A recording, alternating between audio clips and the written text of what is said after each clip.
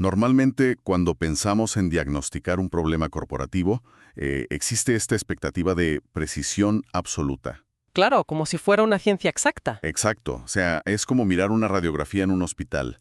Te rompes el brazo, miras la placa, ves esa línea blanca dentada y el médico simplemente la señala y dice que ahí está la fractura. Es algo binario, digamos. ¿Está roto o no está roto? Eso es.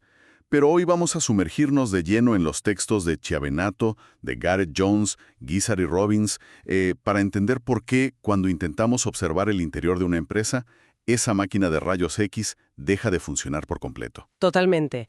Y la misión de este análisis a fondo es, precisamente, diseccionar el ADN de las empresas, abordando la segunda parte del tema estructura organizacional para el Seminario de Desarrollo Organizacional. Y para los futuros doctores en alta dirección que nos escuchan hoy, esto significa ir muchísimo más allá de las típicas cajas y líneas de un organigrama. Vamos a ver por qué el diseño corporativo es un conjunto de variables en tensión constante. Sí, porque la realidad es mucho más difusa que un esquema en papel. Vale, vamos a desglosar esto.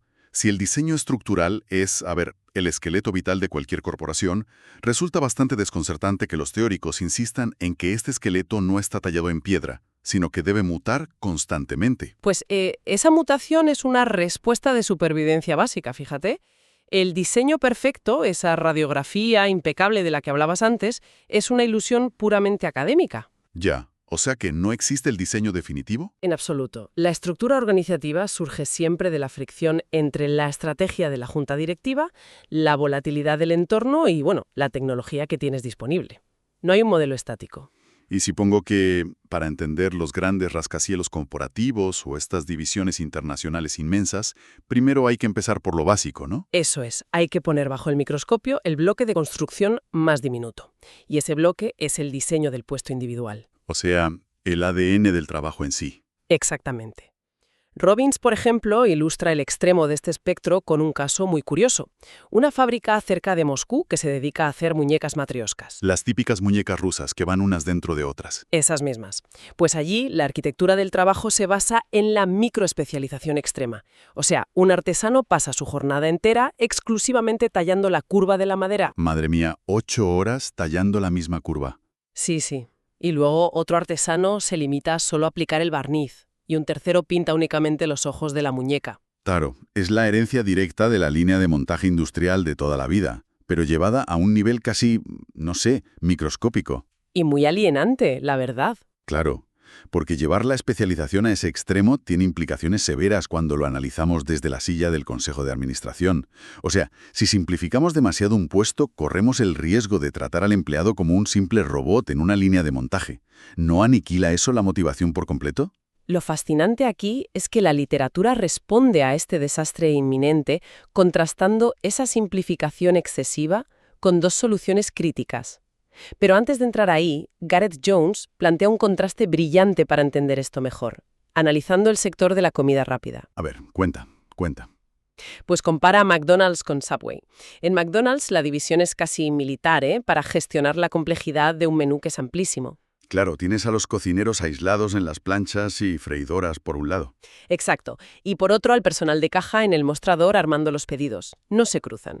Por el contrario, en Subway la producción es totalmente lineal. O sea, el mismo dependiente es el que corta el pan, te añade los ingredientes, lo envuelve y al final te cobran la caja. Eso es un solo puesto que absorbe todo el proceso. Y esto funciona porque la tecnología de su producto, hacer bocadillos a medida, permite una secuencia ininterrumpida. Ya veo. Pero volviendo al tema del empleado robot y la motivación que te comentaba antes. Sí, ahí quería llegar. Reducir un puesto a su mínima expresión, como el tipo que solo pinta los ojos de la matrioska, genera una falsa ilusión de eficiencia. A corto plazo, sí, reduces los costes de formación al mínimo. Porque enseñar a alguien a pintar un punto negro cuesta 10 minutos. Claro, pero a largo plazo aniquilas el intelecto humano. El trabajo hiperrutinario dispara las tasas de rotación, el absentismo, incluso el sabotaje pasivo. Y eso se traduce en costes ocultos masivos para la compañía.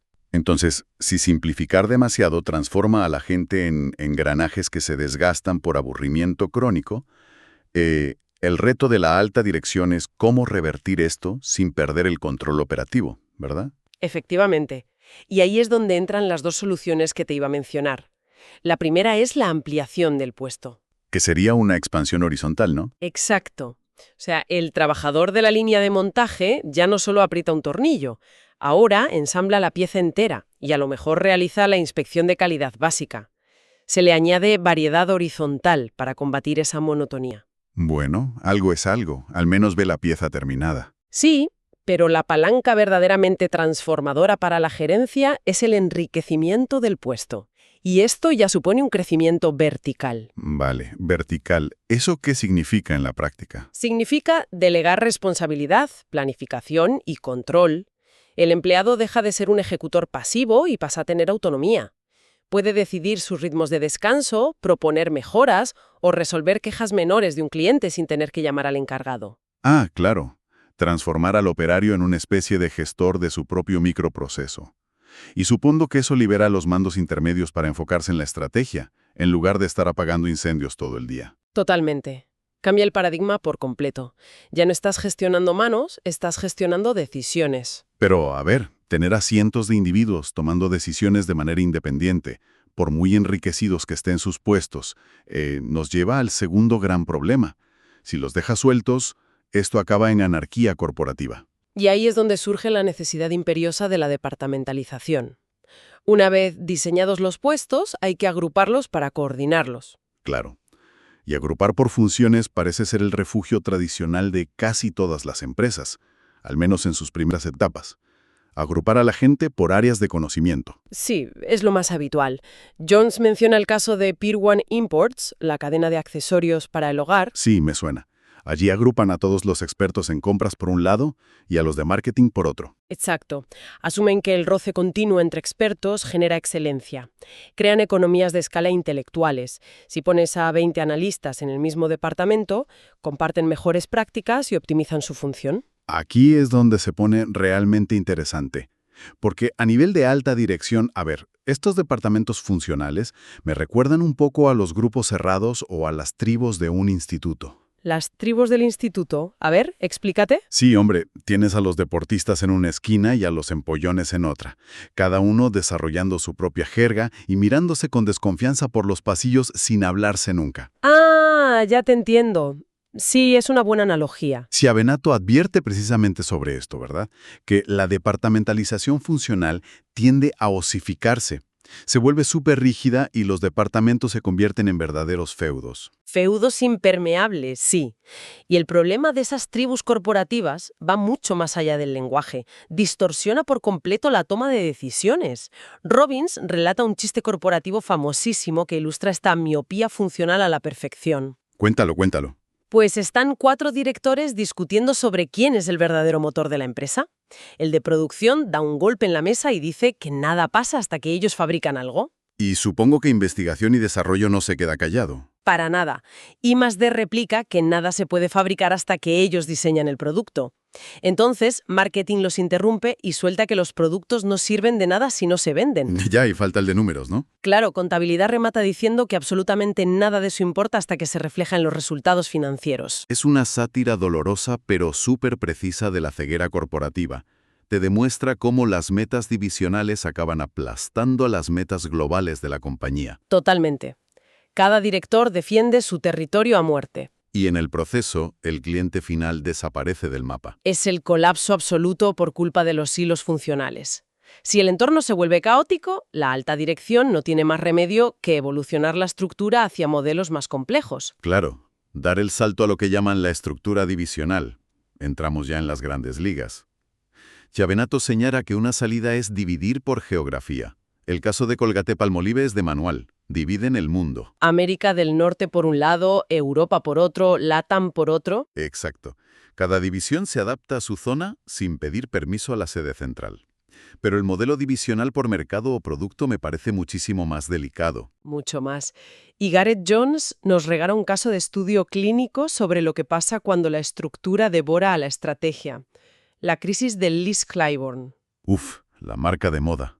Hablamos de una empresa que llegó a tener, ¿qué?, 36 marcas distintas. 36 marcas operando bajo 5 divisiones diferentes. Una locura. ¿Y qué pasó cuando llegó el nuevo CEO, William McComb? Pues descubrió una cultura de la complejidad que estaba desangrando la rentabilidad de la empresa.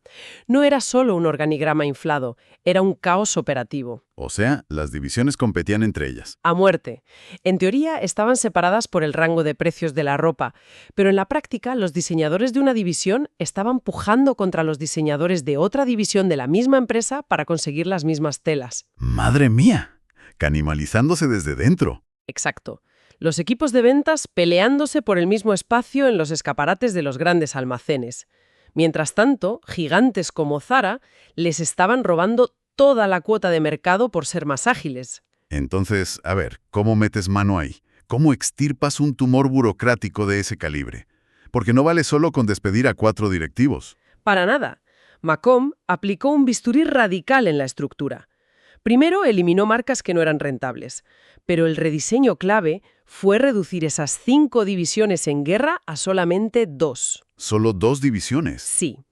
Una división minorista para las marcas directas que vendían en tiendas propias y una división mayorista para las marcas asociadas que se distribuían a terceros. Ah, claro, así eliminas la duplicidad de golpe. Centralizó la cadena de suministro, los diseñadores dejaron de pelearse por la misma seda y la compañía recuperó la agilidad para competir con Zara. Reducir divisiones suena súper lógico para ganar velocidad. Pero claro, hay industrias donde no puedes elegir entre enfocarte en el producto o en la función técnica porque ambas son de vida o muerte. Y eso nos lleva directamente a la famosa y a veces temida estructura matricial. Voy a ser sincero, ¿eh? La matriz siempre me ha parecido una receta para el desastre. O sea, el principio clásico es la unidad de mando. Un empleado, un jefe. La matriz rompe esto y mete la doble subordinación. Sí, tener 2 jefes a la vez. Exacto. Tienes a un ingeniero reportando a 2 personas distintas. Suena a esquizofrenia corporativa total. Te doy la razón en parte. Suena caótico. Pero esa fricción, ese conflicto de tener 2 jefes, es esencial en entornos de altísima complejidad. Esencial. A ver, convénceme. Piensa en una agencia aeroespacial que construye un satélite. O en un hospital. Tomemos la agencia aeroespacial. El ingeniero de propulsión tiene que reportar a su jefe de departamento técnico. Para asegurar que los cálculos son perfectos, claro. Un error ahí y el cohete explota. Exacto. Un error cuesta 1.000 millones de euros. Pero, simultáneamente, ese mismo ingeniero tiene que reportar al jefe del proyecto del satélite. Cuya prioridad, me imagino, es que se termine a tiempo. Eso es. El jefe de proyecto exige velocidad para no perder la ventana de lanzamiento y el jefe técnico exige perfección absoluta. Esa tensión constante sincroniza la función y el producto perfectamente. Vale, visto así tiene sentido. Es un sistema de pesos y contrapesos para que ni la técnica pura ni la urgencia comercial secuestren el proyecto. Exactamente. Pero ojo, que la evolución no termina en la matriz. Hoy en día vemos estructuras planas, equipos virtuales y organizaciones nodales.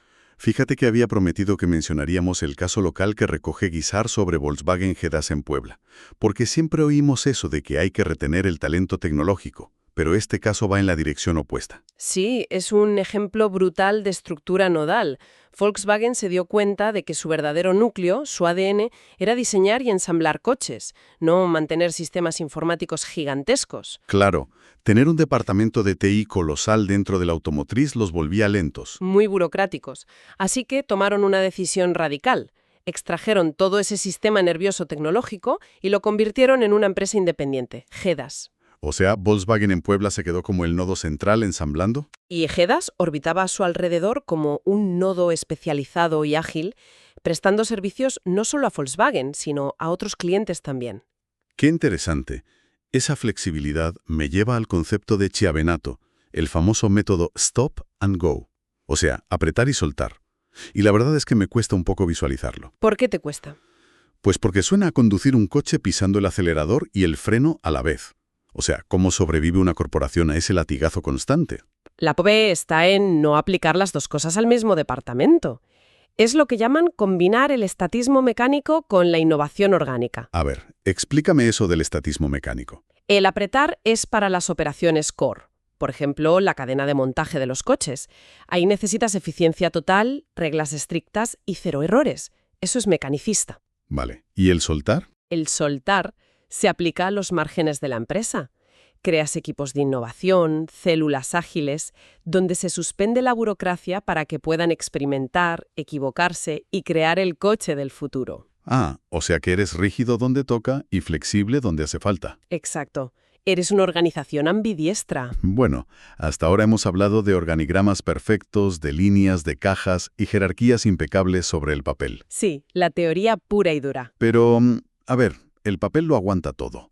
La realidad opera de forma muy diferente. ¿Qué pasa cuando este diseño choca de bruces con la naturaleza humana? Entramos en el terreno de la influencia de la organización informal. Este es un punto crítico. Hemos hablado de la organización formal, que es lo que dicta la junta directiva. Pero la organización informal son las normas no escritas, los pactos de pasillo, la cultura real. Lo oculto en el organigrama. Eso es. Y Guizar rescata aquí un concepto fascinante, la organización colateral. Organización colateral. Suena casi a operación encubierta. Pues casi casi. Es una estructura paralela y no formal que las empresas utilizan para resolver bloqueos críticos. Bloqueos que la jerarquía oficial no puede solucionar. Exacto, porque a veces la estructura formal es demasiado rígida o burocrática. Guizar menciona empresas metalmecánicas en México, como Tremec y Metalsa. Ajá, ¿y qué hacen exactamente? Pues cuando hay un problema muy grave o un asunto casi, digamos, embarazoso por choques de egos directivos, permiten que se formen grupos de trabajo paralelos. Fuera de los protocolos oficiales. Sí, gente de distintos niveles se sienta, lo habla de tú a tú y resuelve el problema, sin que nadie pierda prestigio o se enfrente a la burocracia. Entonces, ¿qué significa todo esto? ¿Que la socialización y estos pactos informales pueden ser un salvavidas para la empresa? Absolutamente. Robbins lo dice muy claro. A veces, en trabajos altamente rutinarios, como la línea de montaje que comentábamos al principio, Sí, los que se aburrían mortalmente. pues esos empleados encuentran la verdadera motivación no en las tareas formales, sino en las normas informales, en la oportunidad de socializar con sus compañeros de línea, en cubrirse 2 turnos, en charlar. Podríamos decir, haciendo una analogía final, que la estructura formal, con todos esos diseños de los que hablan Gareth Jones y Chea Benato, es solo el esqueleto de la empresa. Sí, te dice dónde va cada hueso. Exacta.